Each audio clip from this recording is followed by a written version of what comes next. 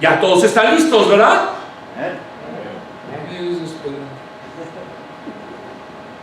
Tengo fe. Juan del 3, del 4 al 8. ¿Cómo puede uno nacer de nuevo siendo ya viejo? Esto, como le habíamos dicho que era. Interrogación, o ¿qué? Nematesis, creo que se llama. Preguntó Nicodemo: ¿acaso puede entrar por segunda vez en el vientre de su madre y volver a nacer?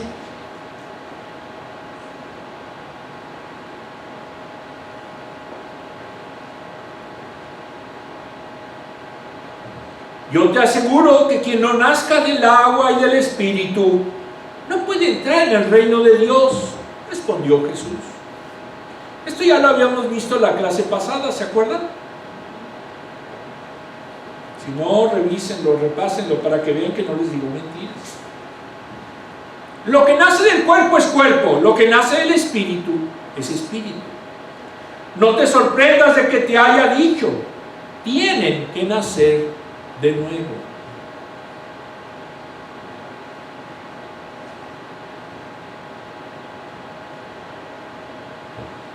El viento sopla por donde quiere y lo oyes silbar, aunque ignoras de dónde viene y a dónde va. Lo mismo pasa con todo el que nace del Espíritu. Y aquí volvemos a la misma expresión. ¿What?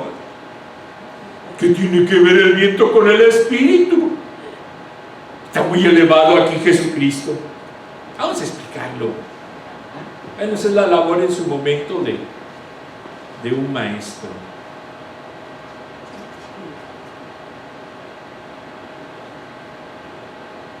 Sí, pero sí se elevó mucho Jesucristo, la verdad es que sí.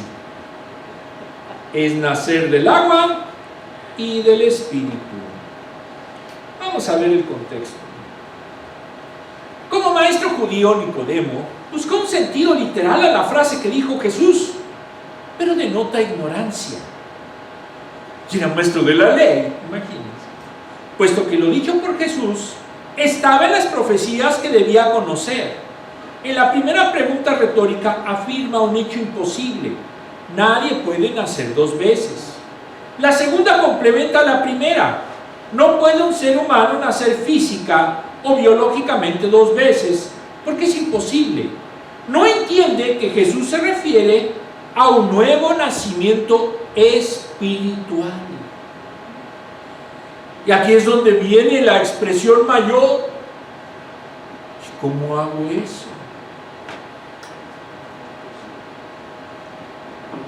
No basta simplemente: ya soy nuevo en el Espíritu.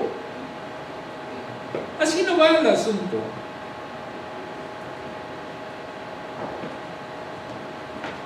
Versículo 5. Escatológicamente es un don que recibimos gracias a Cristo glorificado. Hechos 2, del 1 al 13, 14, 33, 36, Juan 20, 22. El nacimiento del Espíritu es a su vez un acontecimiento y realidad escatológica. Es el fundamento de la existencia escatológica neumática. Neumático es soplo, aliento, del cristiano. Pérez Villós dice que Jesús le enseña a Nicodemo lo que significa nacer de nuevo en su doble sentido. Imaginen un maestro en todos los sentidos, como era Nicodemo, que se exhibiera su ignorancia. Porque esto ya lo habían dicho los profetas, pero él no lo recordaba, no lo entendió. ¿A qué maestros tenía Israel en ese tiempo?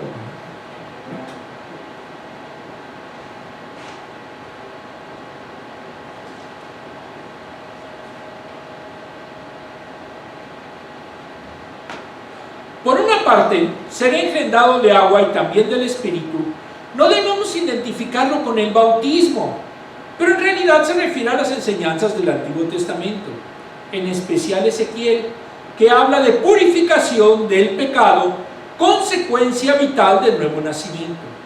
Juan relaciona agua con la palabra, Juan 15:3, 17:17. Pablo también coincide, Efesios 5, 25, 26. Pedro lo enseña en 1 de Pedro 1:23. Entonces esa agua está vinculada con la palabra, la que purifica, la palabra aplicada por el Espíritu a la vida del creyente. ¿Cómo sabemos si realmente hemos recibido al Espíritu? Si hay coincidencia entre lo que dice la palabra y lo que estamos haciendo a partir de que somos creyentes. Si no hay coincidencia, si seguimos exactamente igual o peor, no somos creyentes. Quítense esa idea.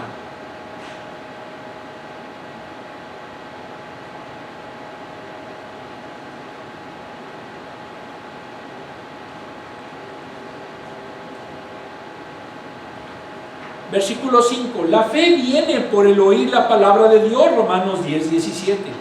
Entonces la fe depende del mensaje que se oye, y ese mensaje llega a través de la palabra de Cristo.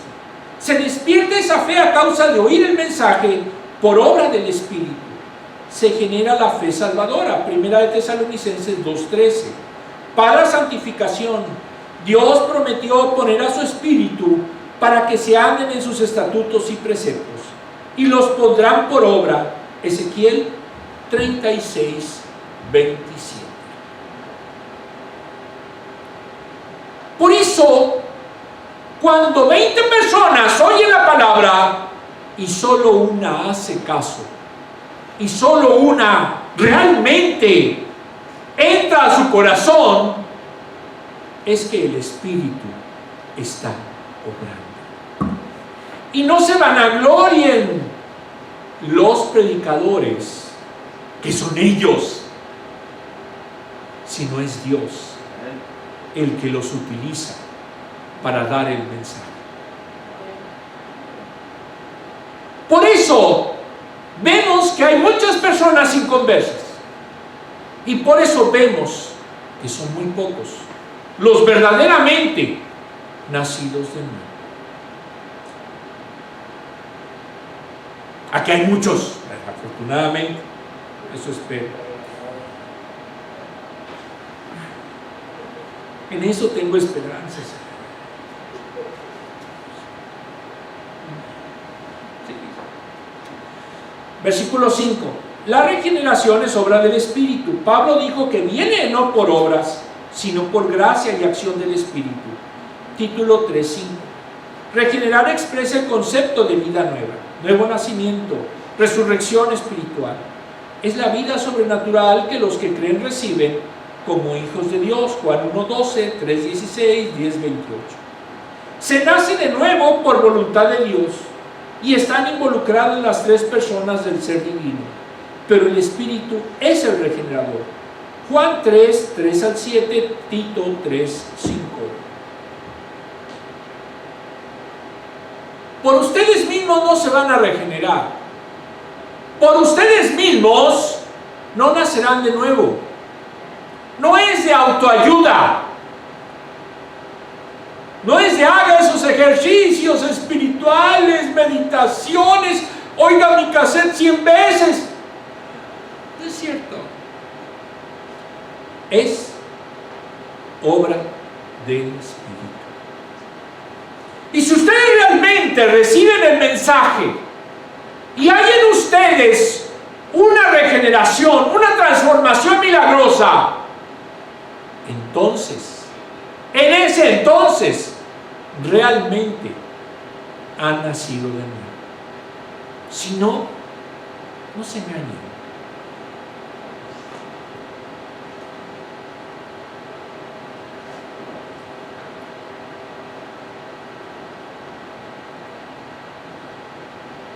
Versículo 6. El nuevo nacimiento es obra del Espíritu, no solo un cambio ético, sino que afecta al ser mismo. Usa una figura de contraste carne y espíritu. Carne es limitación y debilidad propia del hombre, lo que se opone a Dios. De un hombre solo puede surgir un hombre y sus limitantes que le hacen del ser pecador.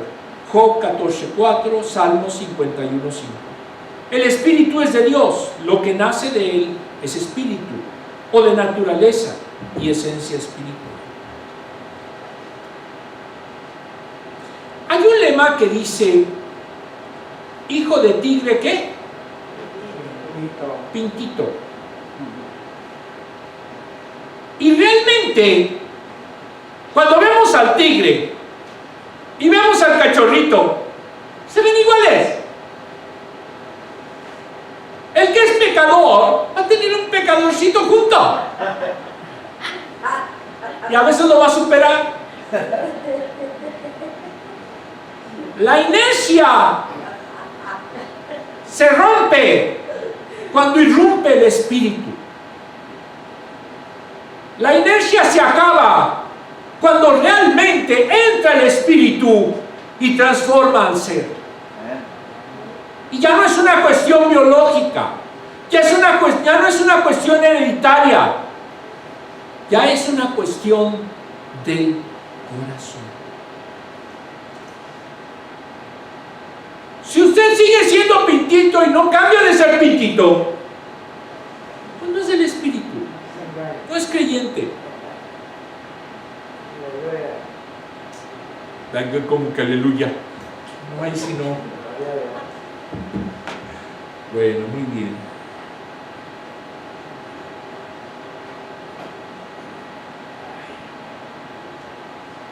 Este tema sí me costó trabajo estudiarlo, pero vale la pena, porque lo debemos de entender para realmente saber si somos creyentes o no.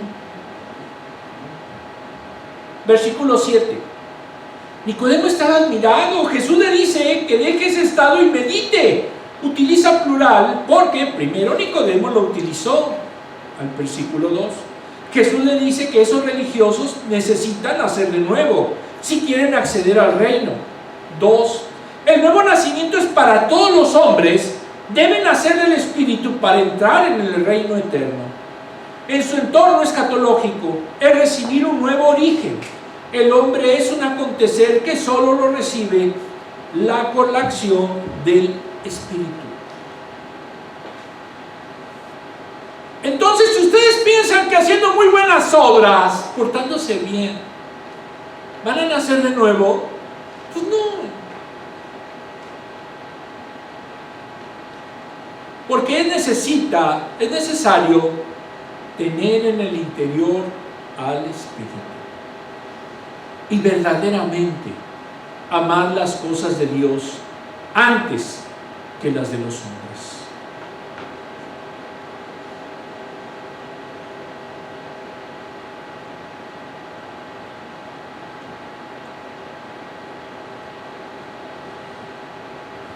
Versículo 8. Es una metáfora. Escatológicamente es indescriptible porque vincula al hebreo ruach con el griego pneuma, viento y espíritu como fuerza vital divina. El soplo del viento era algo misterioso para el hombre antiguo.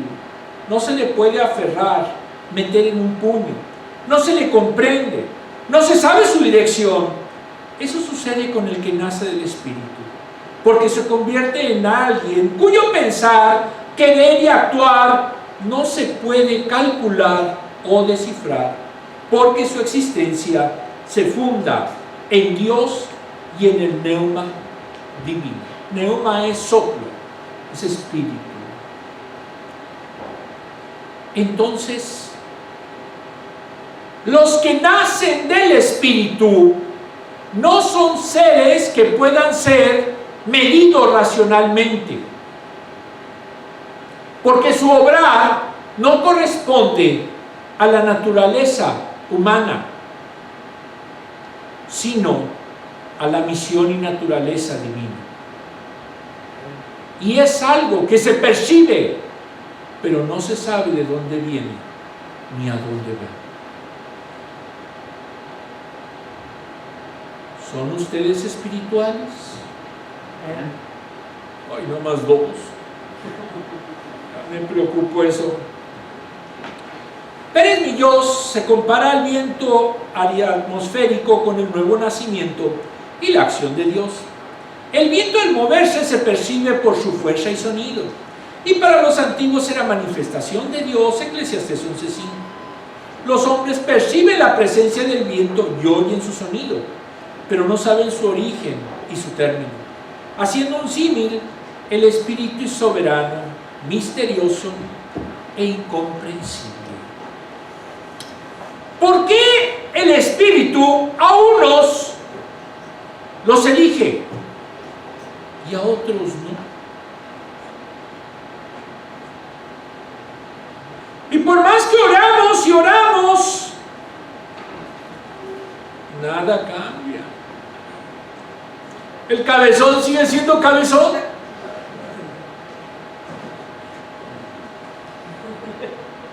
Porque es cuestión del Espíritu. No sabemos por qué. Por eso es como el viento. Él regenera y produce el nuevo nacimiento. Lo hace libre, otorgando dones inmerecidos solo por su voluntad. Efesios 1:11, 4:7. Y los regenerados son libres en Cristo. Nadie puede controlar o monopolizar al Espíritu. Su omnipotencia se manifiesta en todos los lugares, donde, cuando y como quiere. Las causas que lo producen son ocultas, pero sus efectos son manifiestos. Su obra trae asombro y confusión a los mundanos. Primera de Pedro 4:4. No es explicable ese milagro de vida nueva. Si ustedes quieren racionalizar el Espíritu, no pueden. Porque el Espíritu no es humano, no responde a la psique humana, no responde a los patrones humanos. El Espíritu actúa básicamente por su naturaleza divina. Y como tal, no es comprensible para un ser como el humano. Por eso no se ambicionen en quererlo estudiar y saberse 20 definiciones de él. Porque el Espíritu es vivencia. Y si ustedes no viven de acuerdo al Espíritu, pues de nada les sirve tener conocimiento sobre qué es. Ay, lo que dice tal autor. Lo importante, la esencia, es que ustedes vivan y se dejen guiar por el Espíritu que está en ustedes, si realmente son creyentes. Si no, no lo van a encontrar racionalmente, por más que le diga, que le den vueltas. Olvídenlo. La ignorancia del maestro de Israel, las preguntas que hizo Nicodemo revelan su ignorancia. En 1 Corintios 2:14 describe el problema de la mente natural. Nicodemo no podía más allá de ver de la ilustración que Jesús usó para revelar lo verdaderamente importante.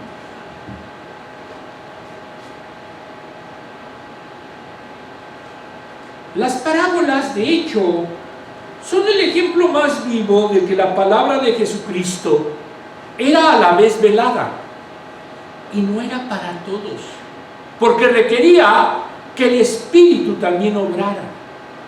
Y ustedes, para leer las parábolas, necesitan realmente tener una mente espiritual. La necesidad del nuevo nacimiento por el Espíritu, Jesús, con autoridad divina, aseveró que quien no naciere de agua y espíritu no puede entrar en el reino de Dios. Piensa el autor que se refiere al bautismo de Juan, que apunta al arrepentimiento, Marcos 1:4, Lucas 3:3, aunque teológicamente no es sustentable. Lo cierto es que solo los humanos tienen la oferta de nacer naturalmente y después de nacer del Espíritu, instando a la regeneración espiritual. El Espíritu es el agente de la regeneración espiritual del pecador arrepentido. No se puede lograr por uno mismo, sino que es obra del Espíritu Santo.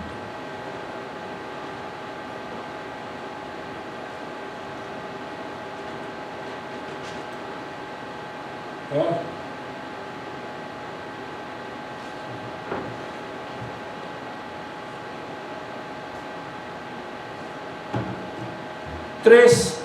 La maravilla del nacimiento por el Espíritu, versículos 7 y 8. La enseñanza de la regeneración espiritual que entraña el nuevo nacimiento tomó por sorpresa a Nicodemo. La mortalidad del pecado requiere un nuevo comienzo para el pecador que ha sido justificado ante Dios. Este nacimiento no tiene nada que ver con el nacimiento natural. Jesús habla sobre la obra inescrutable de la tercera persona de la Santa Trinidad. Pregunta: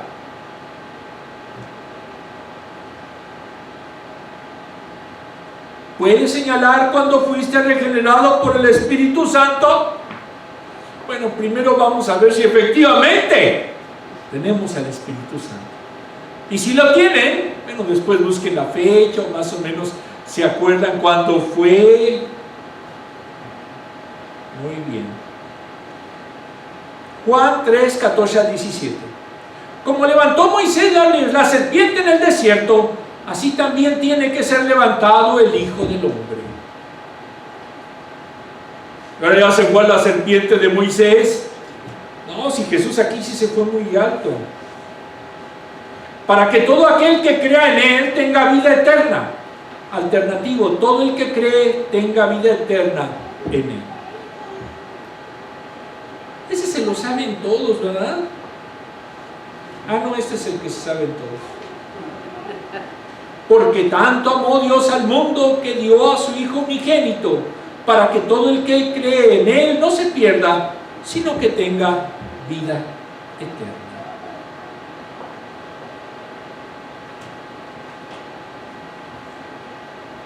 Dios no envió a su Hijo al mundo para condenar al mundo, sino para salvarlo por medio de Él. Aquí estaría la serpiente en la cruz.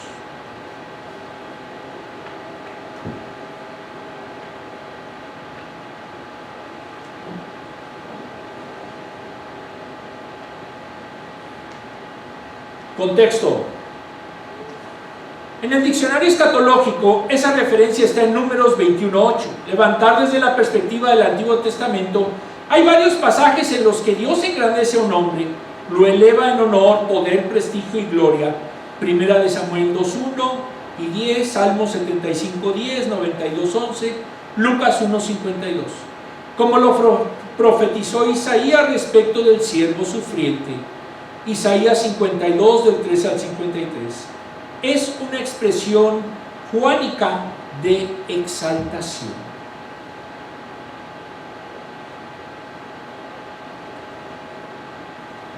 Algunos utilizan Juanina, entonces Juánica o Juanina es lo mismo, y eso se refiere a la enseñanza de Juan. Versículo 14, tiene que ser levantado el Hijo del Hombre, Juan 3:14, 8:28, 10:15, 17:18. Incluso Caifás, sin querer, profetizó que es mejor que muera uno por el pueblo y no que todos perezcan, Juan 11:50. Jesús profetizó que sería glorificado el Hijo del Hombre, se refiere a la cruz, su sacrificio vicario, Juan 13:31 al 32. Pérez Millón nos dice que el pasaje relata cuando Dios mandó en el desierto serpientes venenosas para que mordieran a los israelitas rebeldes. Es Dios tremendo, ¿verdad?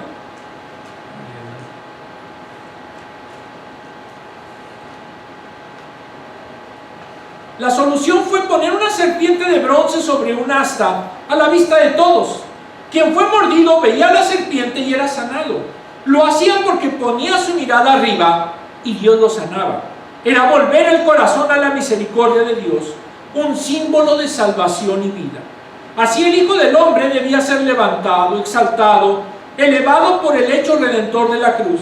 Sería crucificado para redención y liberación de la responsabilidad penal del pecado. Basta una mirada de fe al Redentor para recibir el perdón de los pecados y la vida eterna. ¿Lo creemos? Vaya, yo creo que nada más dijeron dos, pero bueno, soy yo más bonito. La exaltación de Cristo se manifiesta en su resurrección y glorificación. Eso vamos a ver en la tarde, por cierto. Fue al cielo a la diestra del Padre. Solo por la resurrección se alcanzó la justificación del pecador. Romanos 4:25. Los lleva de la inminente muerte del pecado pasa a ser una nueva serpiente de bronce, dando a su pueblo redención y salvando a los condenados a muerte para poder llevarlos con él a la vida eterna. ¿Ya entendieron qué significa la serpiente de bronce? ¿Sí? Creo que no mucho. El propósito de la muerte vicaria de Cristo es dar salvación para todo aquel que en él cree, mediante su obra redentora y sustitutoria de Jesucristo.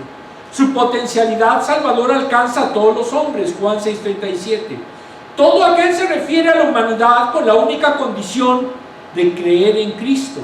Llama al arrepentimiento a todos, pero se salvarán quien atienda ese llamado. No distingue, no pone excusas de sexo o condición, llama a todos al arrepentimiento. Y solo quienes verdaderamente lo siguen, creen en él, pueden ser salvos. Versículo 15, Pablo señala que Dios busca la salvación de todos, especialmente de los que creen en él. 1 Timoteo 4:10. Y esto se puso de manifiesto incluso en el Antiguo Testamento, Salmos 145:6. Entonces la gracia se manifiesta para salvar a todos, Tito 2:11, Hechos 2:9. Esa obra salvadora potencialmente alcanza a todos, 1 de Juan 2:2. Pero este perdón solo es eficaz para los que se acogen a él. Solo será justificado aquel que cree en él, Romanos 5:1. Y en ese instante recibirá el Espíritu.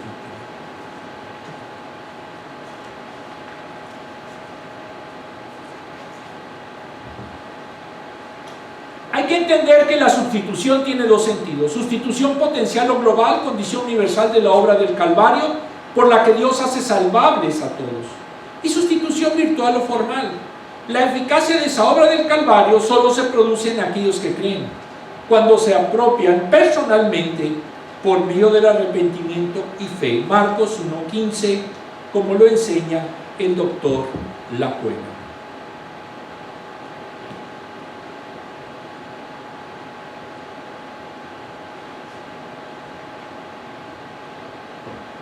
Versículo 16. Dios salvó al hombre por determinación personal antes que el hombre fuese creado. 2 de Timoteo 1:9. El Cordero de Dios había sido predeterminado para la salvación del hombre antes de la creación. 1 de Pedro 1:18-20. Su amor es infinito, incomprensible y lógico, porque se orienta al pecador indigno, perdido, ingrato, corrupto, su enemigo. Santiago 4:4. Y aún así dio a su Hijo para salvarnos. No lo entendemos, ni lo podemos entender. Esos enemigos lo reconcilió con la muerte de su Hijo, Romanos 5:10. Así de grande es su amor. Nos llama hijos de Dios, 1 de Juan 3:1. El amor de Dios es intrínseco, esencial. Ama porque Él es amor. El amor humano es de relación, se ama a otro porque corresponde a ese amor. Pero en Dios su amor es inmotivado. Ama por su voluntad soberana, es ilógico. Le amamos porque Él nos amó primero. 1 de Juan 4:19. No podemos racionalizar a Dios, no podemos buscarle la causa de por qué hace esto o hace el otro, porque su actuar es soberano y es omnipotente. Su amor es eterno como lo es Él. Amó al mundo antes que al cielo y la tierra. Si es intrínseco y eterno, entonces su amor es soberano, conforme a su determinación. También es inmutable, no varía o muda, Santiago 1:17. Además es santo, ama al pecador, pero no transige con el pecado. Por último, es enemigo, es benigno, favores y bendiciones, no se separa de su amor, y como evidencia dio a su Hijo. ¿Qué mayor muestra de amor que encarnar a Cristo y convertirlo en uno, en un ser humano, capaz de salvar a todos? El objeto de su amor es el mundo, a los hombres que están en él. Su salvación es extensiva a todos los hombres y efectiva para los que creen en él. Su voluntad salvífica es universal, Juan 8:24. Ama al pecador, pero aborrece la comisión de pecados.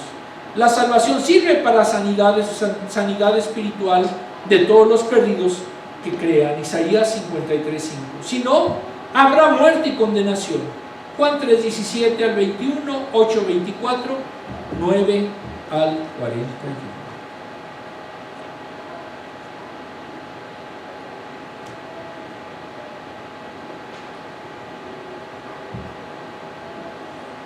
El amor divino se manifiesta, primero para dar vida a los creyentes, segundo para salvar al mundo. El hecho redentor descansa en el envío del Hijo, es una irrupción de Dios en la historia humana.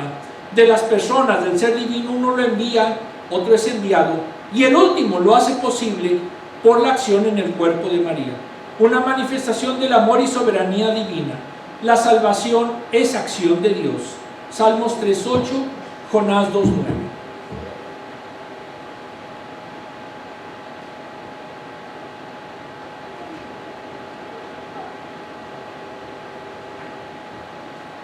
Se envió la persona divina del Hijo del Hombre encarnado, es la imagen de Dios invisible, Colosenses 1:15.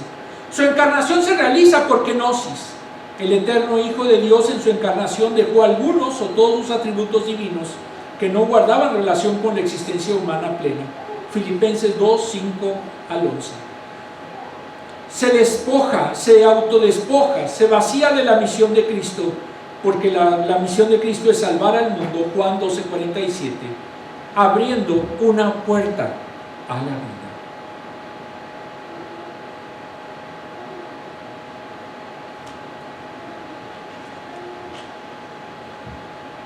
Su ministerio ofrece una salvación a todo aquel que en él cree. Jesús, juez, no vino a dar sentencia de muerte, sino a ofrecernos una oportunidad de vida. El mundo puede ser salvo por medio de él. Los judíos creían que ellos serían salvos y los gentiles condenados. Jonás 4:2-3, Hechos 11:18. Jesús contradice esa enseñanza porque su misión es salvar a quien en él cree. Vamos al último desglose.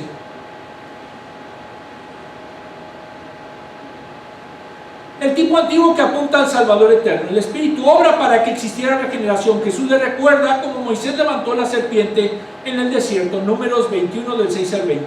Interpretado como que Dios le dio a Israel un destello de la salvación espiritual que se haría posible en el futuro, y lo vincula con la imagen del Hijo del Hombre, levantado para que todo aquel que en él cree no se pierda, mas tenga vida eterna. La serpiente de bronce apunta a Jesús, que sería levantado en la cruz para la salvación de todo aquel que cree en él.